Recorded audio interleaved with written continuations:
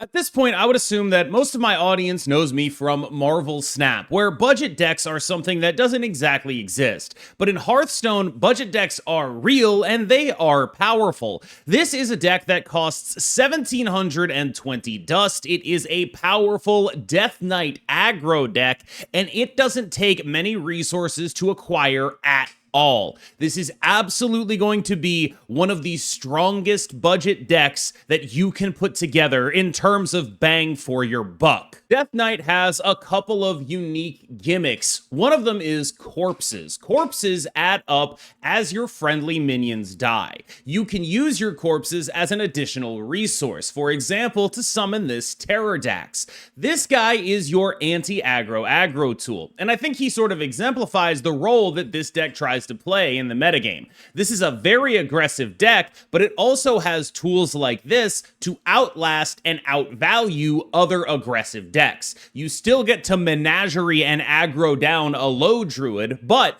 you also get to have powerful life gain and tempo plays in order to beat other aggressively positioned decks off of the board.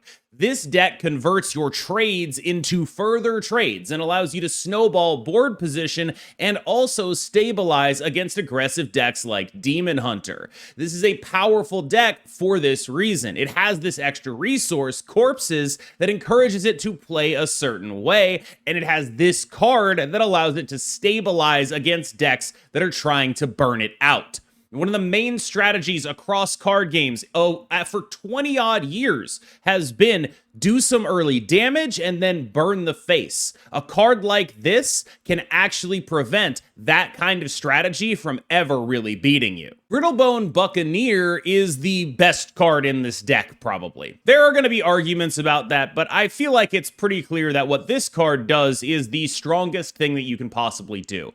This gives your Death Rattle minions Reborn. Now, that's good for a bunch of obvious reasons. Death Rattle minions are cards that have effects when they die.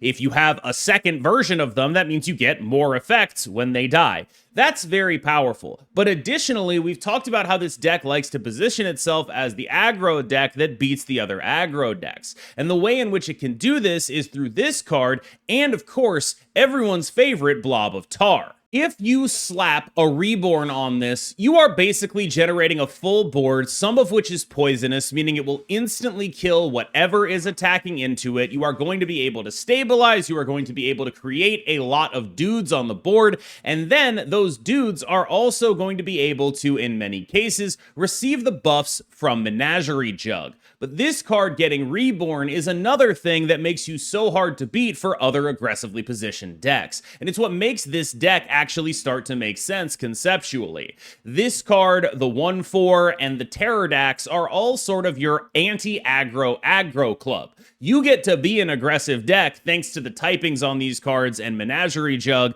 but you also get to have a defensive posture that puts you very far over the top of a deck like Aggro DH, which is trying to burn you out and trying to push damage through your board. You're going to be able to profitably trade off all of their stuff, establish board control, heal yourself up, and take those wins. And I think that's largely the positioning that gives Aggro DK the kind of status in this metagame that makes it a legitimate deck. Of course, we can't not talk about the Jug. The Jug is looking for minions that are different types.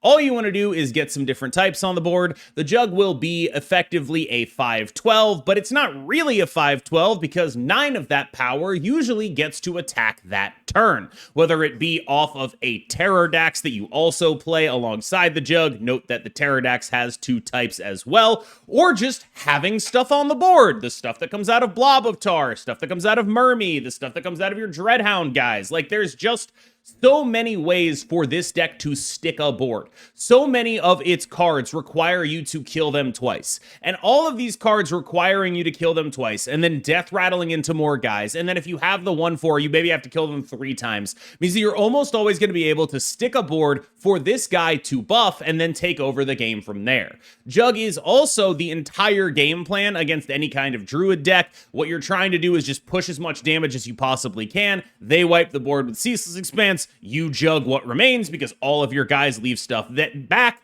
and then you just try to get them dead through that. That's pretty straightforward, right? There's just so much that this card does. It's an early tempo play that creates a corpse when it dies. It has Death Rattle, so you can give it the additional Reborn, which makes it completely insane with the 1/4. There's just a lot that this card does. It is a very powerful piece of what this deck does in its sort of anti-aggro role. It's almost like the small version of the Pterodax, especially if you get the 1/4 on it. Like, it's just doing so much. This is your most easily understood as an early tempo piece that leaves stuff behind. It's just great. It's got 2 types. There's nothing bad you can say about it. With all of that said, I did feel like I didn't understand this deck particularly well. It took a little bit of actually watching other people play it after I played it to understand what the deal with this deck was. So I'm not sure how easy it's going to be for people to just pick up and play, especially if they're coming from Marvel Snap, where there aren't a lot of these board interaction-y type decks that even really exist. A deck focused on the text of your cards and the ways in which they're able to profitably trade and the ways in which they're able to leave stuff behind after they do stuff, that's not really a concept that exists in Marvel Snap, and I definitely found it hard to adjust to. But with all of that said, I hope you enjoy a couple of games of gameplay. Thank you so much for watching. I've been KMBest, you've been phenomenal, and I'll see you in the next one. Malfurion! Cenarius, guide me to victory. All will serve me in death.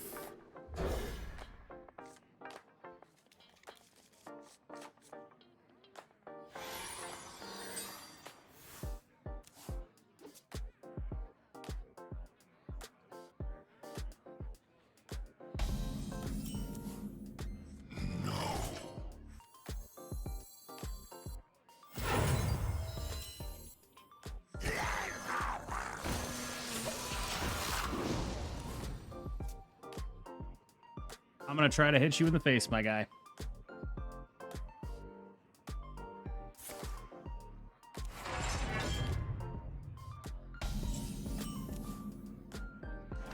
Eyes on the horizon! Yeah, I just need to draw a card that I can actually play next turn.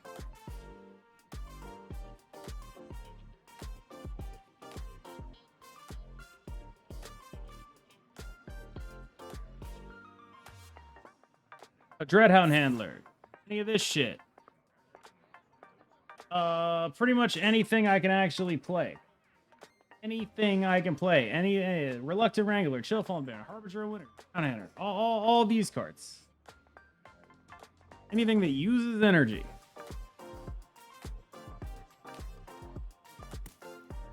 I like that they have to think about this because I don't know what the fuck I'm doing.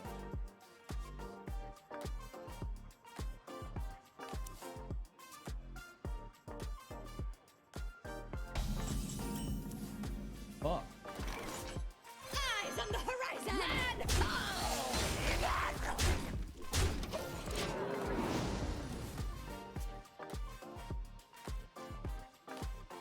Dead, so I get to play the Dread Raptor here if I want. Fine.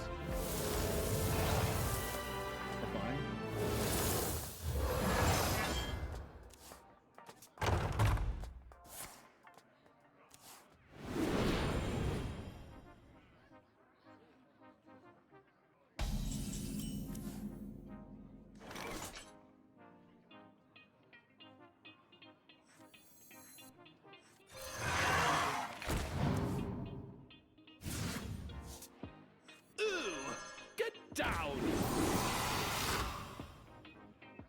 Land ho! Damage! Fear my damage.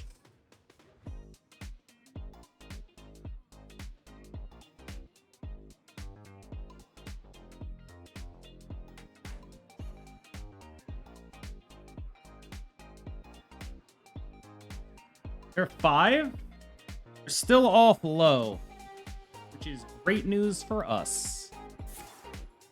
2, 4, 6. A bunch.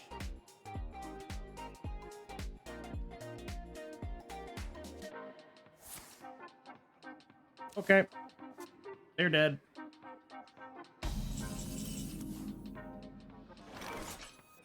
Shoot!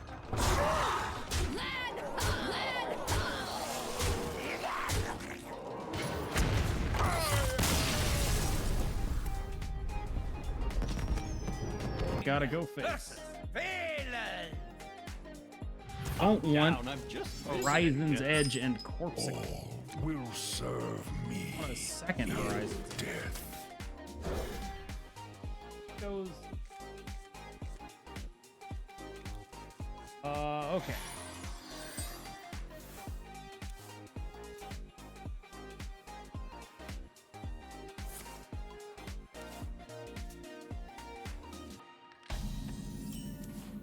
Of course we draw Horizon's Edge. The only card we said we didn't want to draw.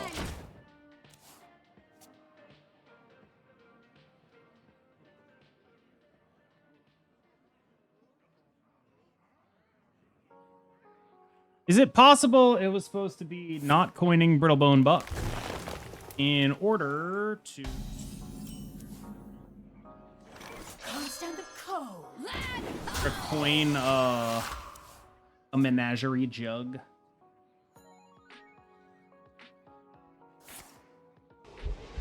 Sure.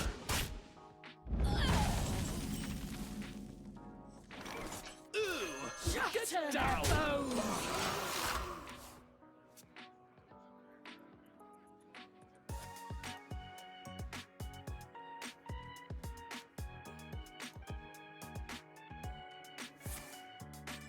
You are astonishingly boned.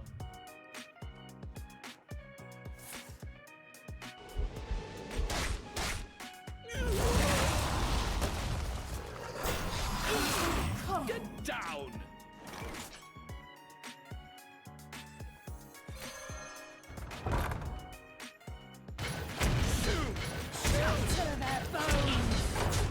Require more. Nothing can touch my hounds. Oh, I'd imagine we're still fucked.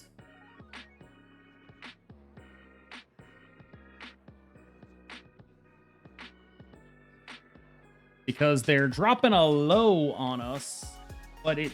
Wait, no. What are they doing? Oh, beast, dead pirate.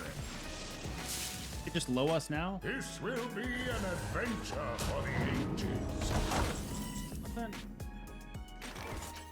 I'm feeling punchy.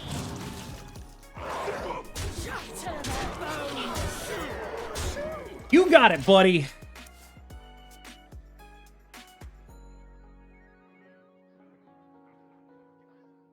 Didn't have the ceaseless? Sorry, dude. We're gonna need the ceaseless.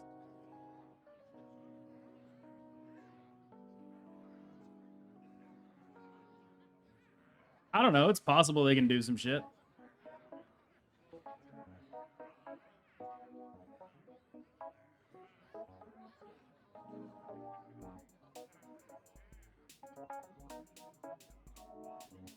It's possible they can do some shit. They have the ceaseless the whole time. Greeting it? Okay. They were greeting the ceaseless the entire time? That's insane.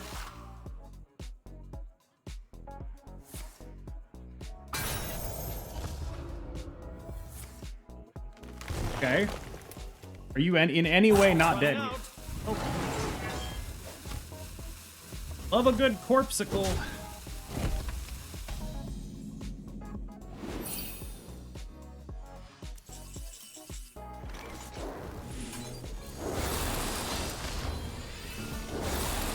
I